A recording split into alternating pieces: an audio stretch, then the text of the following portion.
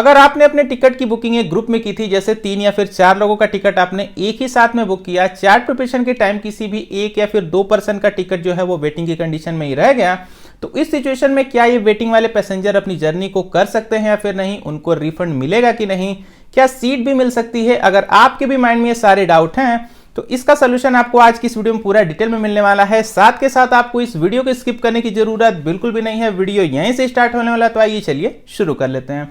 सबसे पहले मैं आपको समझाता हूं पहली गाइडलाइन के बारे में। तो अगर आपने अपने टिकट को एक ग्रुप में बुक किया था, सभी लोगों के सीट्स अगर वेटिंग में ही रह गए, यानी कि अगर आपने 4 लोग का टिकट बुक किया, अगर चारों की 4 वेटिंग में ही रह गई, तो आप इससे बिल्कुल भी जर्नी नहीं कर सकते हैं। अगर आप ऐसा करेंगे तो आपको वहां पर रेलवे विदाउट टिकट मानेगा और आपके ऊपर विदाउट टिकट वाली पेनाल्टी के चार्जेस लगाए जाएंगे।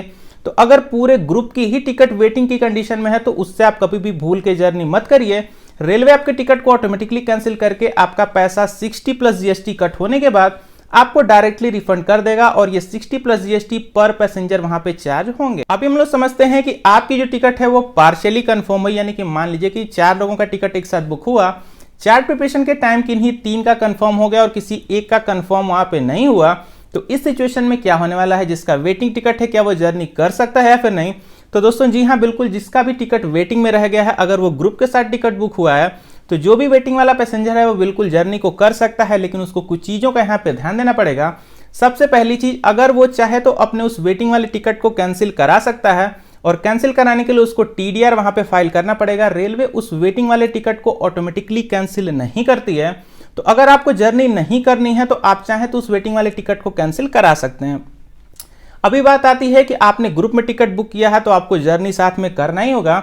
तो जी हाँ, बिल्कुल, आप उससे जर्नी को कर सकते हैं। सिर्फ आपको जर्नी करने से पहले 2 ही चीजों का ध्यान देना है। अगर आपकी कोच में कोई भी एक पैसेंजर अब्सेंट है तो आप टीटी से रिक्वेस्ट करके उसकी सीट को चाहे तो अपने पे अलॉट ऑफ करा सकते हैं, क्योंकि आपका जो नेम है वो वेटिंग की ही कंडीशन में, लेकिन चार्ट प्रिपरेशन के टाइम वहां पे मेंशन जरूर रहेगा। टीटी के पास जो चार्ट होगा उसमें आपका नेम वेटिंग की कंडीशन में मेंशन होगा। तो टीटी को ये पूरा पावर होता है कि वो एक ग्रुप वाली वेटिंग के टिकट के पैसेंजर को किसी भी खाली सीट को अलॉट कर सकते हैं।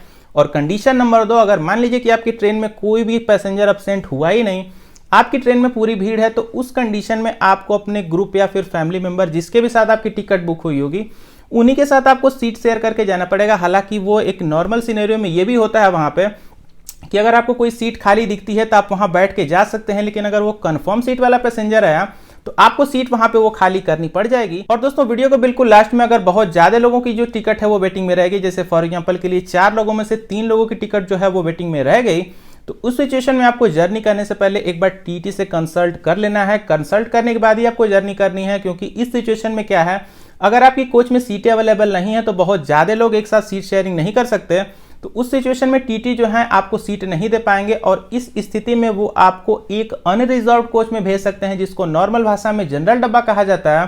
तो जर्नी करने से पहले आपको एक बार टीटी से कंसल्ट कर लेना है, उसके बाद ही आप इस सिचुएशन में जर्नी को करिए। हालांकि आपको मैं यही सजेस्ट करूंगा कि इस सिचुएशन में आप अपनी टिकट को ही कैंसिल कर दीजिए, ये आपके लिए बहुत ही ज्यादा बेटर रहेगा। दोस्तों, उम्मीद करता हूं बिल्कुल कम शब्दों में मैंने आपको समझा दिया पार्शियली कंफर्म टिकट में आपको क्या करना चाहिए।